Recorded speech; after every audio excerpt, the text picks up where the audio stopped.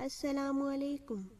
Sadia Abid the writer کے official YouTube channel پر Urdu fiction novel special میں خوش آمدید. چینل کو ابھی تک سبسکرائب نہیں کیا تو ہمارے چینل کو سبسکرائب کریں اور بیل نوٹیفیکیشن کو آن کر لیں. ویڈیو کو لائک کریں اور اپنی آراء کمنٹ باکس میں شیئر کریں. آپ سن رہے ہیں اردو فکشن ناول اسپیشل میں سعدیہ عابد کے ناول خواب، آنکھیں اور تعبیر کی 5ویں قسط. مام، میں اندر آ جاؤں؟ یہ بھی کوئی پوچھنے کی بات ہے؟ کوئی کام تھا مجھ سے؟ نہیں، کرنے کو کچھ نہیں تھا، نیند بھی نہیں آ رہی تھی تو سوچا آپ سے گپ شپ ہو جائے. میں نے ڈسٹرب تو نہیں کیا؟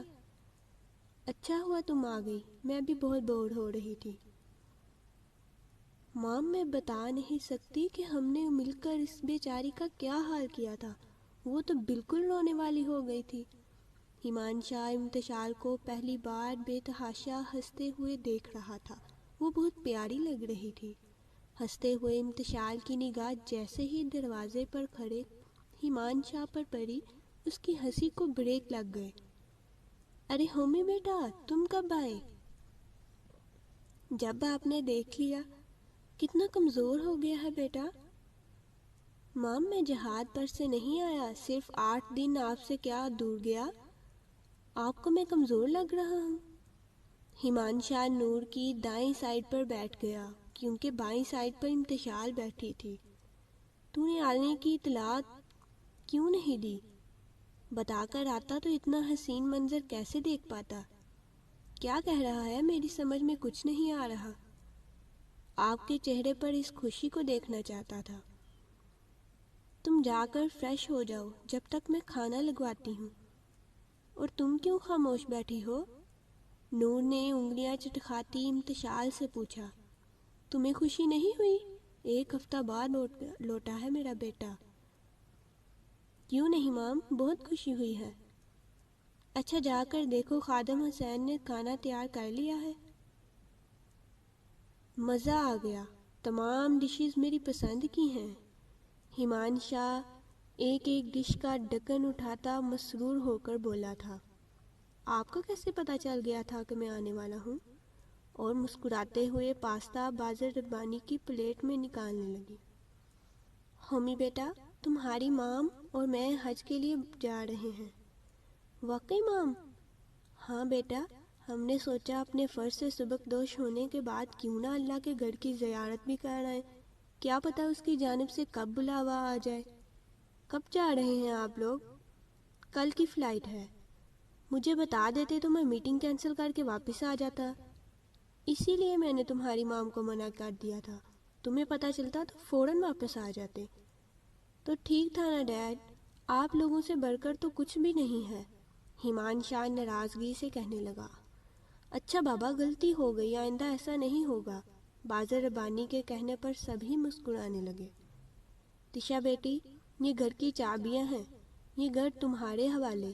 مجھے تم پر پورا بھروسہ ہے کہ تم میرے بیٹے اور اس گھر کا پورا خیال رکھو گی. نہیں مام، میں کیسے اتنی بڑی ذمہ داری اٹھا سکتی ہوں؟ کیوں نہیں اٹھا سکتی؟ تم اس گھر کی مالکن ہو. نور نے چابیاں امتشال کا ہاتھ تھام کر اس کی ہتھیلی پر رکھ دی تو امتشال بلک اٹھی. آئی لو یو مام، میں آپ کو بہت مس کروں گی. آپ کو خدا کے گھر نہ جا رہی ہوتی تو میں آپ کو کبھی نہیں جانے دیتی. آپ نے اس 1 ماہ میں مجھے اتنی محبت دی ہے کہ میں ان محبتوں کے لیے ترس گئی تھی. امتشال نور کے سینے سے لگی رو رہی تھی. پاگل، اس میں رونے والی کیا بات ہے؟ نور اسے خود سے الگ کرتے ہوئے چپ کرانے لگی. تشا، ایک بات کہوں بیٹا، جس طرح تم نے اس گھر کو اپنا لیا ہے، ہومی کو بھی معاف کر دو بیٹا. میں اس کی طرفداری نہیں کر رہی، چاہتی ہوں تم دونوں ہمیشہ خوش رہو. میں اپنے بیٹے کو بہت چاہتی ہوں، اسے دکھی نہیں دیکھ سکتی. تمہیں صرف اپنی بیٹی کہا ہی نہیں، سمجھا بھی ہے. تم سے ملنے کے بعد تو میری بیٹی کی خواہش بھی پوری ہو گئی اور مجھے پوری امید ہے تم میری باتوں پر ضرور غور کرو گی. مام، میں کیسے معاف کر دوں؟ صرف ان کی وجہ سے مجھے اور میرے مرے ہوئے ماں باپ کو بے عزت کیا گیا.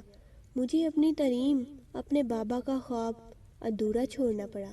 امتشال سوچ کر رہ گئی۔ تھینکس مام۔ وہ کس لیے؟ امتشال کو اس گھر کا حصہ بنانے، اسے اتنی محبت دینے کے لیے۔ یہ میں نے اپنے بیٹے کے لیے کیا ہے، کسی تھینکس کے لیے نہیں، نور پیکنگ کرتے ہوئے مصروف سے انداز میں کہہ رہی تھی۔ مام، میں نے اسے یوں بے تحاشا ہنستے ہوئے دیکھا تو بتا نہیں سکتا کتنی خوشی ہوئی۔ میں جتنا کر سکتی ہوں ہومی وہ میں نے کر دیا۔ تمہارے ڈیڈ تمہیں اسلام آباد بھیجنا ہی نہیں چاہتے تھے، انہوں نے تمہاری سیٹ کنفرم کروا دی تھی۔ میں نے اسفی کے ساتھ مل کر بازل کو مجبور کر دیا، اس لیے کہ میں چاہتی تھی کہ تم کچھ دنوں کے لیے یہاں سے دور چلے جاؤ۔ تمہاری موجودگی میں امتشال اتنی جلدی ہم میں گھل مل نہیں سکتی تھی، اور یہ آئیڈیا تم نے ہی دیا تھا، اور تم ٹھیک کہتے تھے، وہ محبتوں کی ترسی ہوئی ہے، اور دیکھو میں نے اسے اس گھر کا حصہ بنا دیا، لیکن تمہیں اب خود اس کی تمام غلط فہمیاں دور کرنی ہے۔ او تھینک یو مام، یو آر دی گریٹ۔ ہمانشا نے خوشی سے نور کو گھما ڈالا۔ اب یہاں سے چلتے پھرتے نظر آؤ، مجھے اپنی پیکنگ کو فائنل ٹچ دینا ہے۔ جو حکم عالی جا۔ مسٹر اینڈ مسز بازل کو گئے 1.5 گھنٹہ ہونے کو آ رہا تھا۔ اس وقت سے اب تک امتشال یوں ہی سوچوں میں گم بیٹھی تھی۔ اب جانے کیا ہو، مام ڈیڈ تھے تو مجھے بھی سہارا تھا، اب اس اکیلے گھر میں ان کے ساتھ مجھے تنہا رہنا پڑے گا، اور جانے وہ میرے ساتھ کیا سلوک کریں۔ جب بابا اور ماما مجھے تنہا چھوڑ گئے تھے تو مامی نے مجھ سے جینے کا حق ہی چھین لیا تھا، اور یہ انسان تو مامی سے بھی زیادہ برا ہے۔ نہیں، مامی سے تو اچھا ہے۔ اس ایک ماہ میں اس نے اب میری مرضی کے بغیر کبھی مخاطب بھی نہیں کیا، شاید اپنے پیرنٹس کی وجہ سے۔ مام بھی تو کتنی اچھی تھی۔ اب میں یہاں نہیں رہوں گی، لیکن میں جاؤں گی کہاں؟ میرا تو کوئی گھر بھی نہیں ہے، اور مام کتنے بھروسے سے مجھے اس گھر کی چابیاں سونپ کر گئی ہیں، شاید اپنے پیرنٹس کی وجہ سے۔ مام بھی تو کتنی اچھی تھی۔ اب میں یہاں نہیں رہوں گی، لیکن میں جاؤں گی کہاں؟ میرا تو کوئی گھر بھی نہیں ہے، اور مام کتنے بھروسے سے مجھے اس گھر کی چابیاں سونپ کر گئی ہیں۔ ان کی محبتوں کا کیا یہی صلہ ہے کہ میں ان کی غیر موجودگی میں یوں ہی سب کچھ چھوڑ کر چلی جاؤں؟ انہوں نے یہ جانتے ہوئے کہ میں ان کے بیٹے کو پسند نہیں کرتی مجھے بیٹی بنایا، مجھ پر بھروسہ کیا۔ میں یہاں سے نہیں جا سکتی، لیکن رہ بھی تو نہیں سکتی۔ امتشال گھٹنوں میں سر دیے رونے میں مشغول تھی۔ کیوں نہیں رہ سکتی؟ یہ گھر میرا بھی تو ہے، میں یہاں ایسے ہی تو نہیں آئی۔ ہمانشا سے جیسے بھی صحیح میری شادی ہوئی ہے، میرا دل نہیں مانتا اس شادی کو، لیکن حقیقت جھٹلائی بھی تو نہیں جا سکتی۔ ہمانشا چاہے بہت برا انسان ہے، پھر بھی ہے تو میرا شوہر، میں کب تک سچائی سے بھاگتی رہوں گی؟ امتشال نے گھٹنوں سے سر اٹھایا، دونوں ہاتھوں سے اپنے آنسو صاف کرتی بیڈ سے اتر گئی، دوپٹہ کاندھوں پر درست کرتی آگے بڑھی اور کمرے کے بیچوں بیچ کھڑے ہمانشا سے ٹکرا گئی۔ ہمانشا نے گھبرائی اور روئی روئی سی امتشال کو بازو سے تھام کر بیڈ پر بٹھایا اور جگ میں سے پانی انڈیل کر اس کی طرف بڑھایا، جسے وہ خاموشی سے پینے لگی۔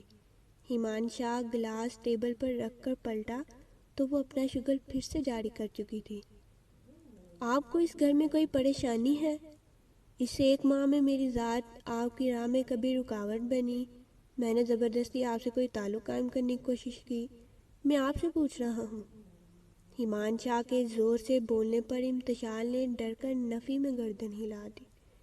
جب ایسی بات ہے ہی نہیں تو آپ ہر وقت روتی کیوں رہتی ہیں؟ کیوں مجھے ہر وقت احساس دلاتی ہیں کہ میں بہت برا انسان ہوں، آپ کے ساتھ بہت غلط کر چکا ہوں؟ کیا آپ سب کچھ بھلا کر ایک نئی زندگی شروع نہیں کر سکتی؟ بھول جانا آپ کے لیے آسان ہوگا، کیونکہ آپ کو کسی نے غلط نہیں ٹھہرایا۔ بے عزت تو میں ہوئی، میرے ماں باپ ہوئے، مجھے اپنی تعلیم کو خیر بات کہنا پڑا، صرف اور صرف آپ کی وجہ سے۔ نہ آپ یوں سرعام بہک کر میری تذلیل کرتے، نہ یہ سب ہوتا، لیکن آپ کو اس سے کیا فرق پڑتا ہے؟ اور کیا اتنی لڑکیوں میں صرف میں ہی نظر آئی تھی آپ کو تماشا بنانے کے لیے؟ آپ کب تک اس بات کو دہراتی رہیں گی؟ ہیمانشا بہت ضبط سے کام لے رہا تھا۔ محبت پر کسی کا اختیار نہیں ہوتا، اور میری بے خودی مجھے یہاں تک لے آئی کہ میں آج کسی کے سامنے جواب دہ ہوں۔ امتشال اس کی محویت سے گھبرا کر رخ موڑ گئی۔ شال، تم نے کبھی محبت کی ہے؟ وہ بہت دوستانہ لہجے میں پوچھ رہا تھا۔ میں نے اپنے خوابوں، ان میں سجی دو سیاہ ستارہ سی آنکھوں سے، مدر سی ہنسی، دلکش سراپے سے بہت ٹوٹ کر محبت کی ہے۔ میں اس کی یاد کی مہک من میں بسائے بہت دور تک گیا۔ محبت عشق بن گئی۔ اس کی تلاش ختم نہیں ہوئی، اور جب دیوانگی کے ہاتھوں سب گوا بیٹھا تو الزام محبت کے سوا کچھ نہیں ملا، اور یہ الزام تو اس کٹھنائیوں سے بھی بڑھ کر حسین تھا جو اسے پانے کے لیے اٹھائی تھی۔ شال، ایک بار محبت کر کے دیکھو، میرا ہر جرم قابل معافی لگے گا۔ میری خطا اتنی بڑی نہیں ہے کہ میں تنہائی کی لمبی سزا کا مستحق ٹھہروں۔ ہیمانشا شدت جذبات سے معمور لہجے میں کہتا، یکدم احساس ہونے پر خود کو سنبھال کر بات بدل گیا۔ خیریت تو ہے؟ اس وقت یہاں کیا کر رہا ہے؟ واپس چلا جاؤں؟ میں نے یہ کب کہا؟ اتنے غصے میں کیوں ہے؟ بھابھی سے لڑ کر تو نہیں آ گیا؟ بکواس نہیں کر رسوی، تو صرف 2 دن میں گھبرا گیا؟ مام کو گئے 4 دن ہو گئے ہیں۔ اس کی تصحیح کرنے پر اسفی نے زوردار قہقہہ لگایا تھا۔ ہیمانشا اسے گھور کر رہ گیا۔ تو کیوں پریشان ہو رہا ہے جب تیری فکر کرنے والی آ گئی ہے؟ یہی تو پرابلم ہے کہ اسے میری کوئی فکر نہیں ہے۔ ہیمانشا سوچ کر رہ گیا۔